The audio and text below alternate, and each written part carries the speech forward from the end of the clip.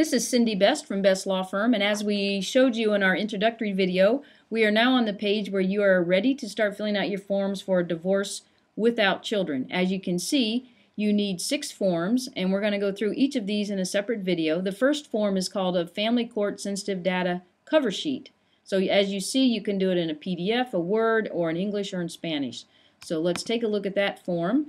And you can fill this out by hand. It does not have to be typed in. You can write on it.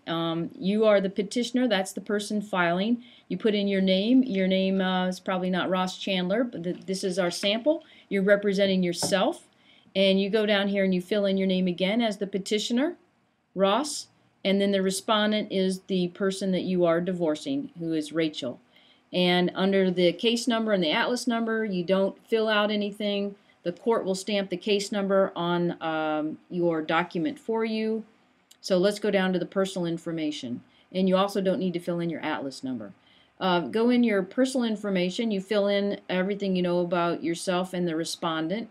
Again, the petitioner files. The respondent is the person who receives the document. Ross is a male, and here's his birth date. And he does the same for his wife, Rachel. We do not advise our clients to fill in our Social Security numbers because this is a public document, so you can leave that blank on the form. Then you go down to your mailing address, which is very important. You have to keep the court current with your mailing address at all times because that's how the court sends out orders to you, minute entries as they're called in Arizona, and you will get those by mail. So if you ever change your address during the pendency of your situation, you need to advise the court in writing and fill out the appropriate paperwork to change your address. Then you go down to B and you fill out the checkmark dissolution because you're getting a divorce without children. And if you need an interpreter, in other words, if English is not your first language, you might request an interpreter and you tell the court what language you need.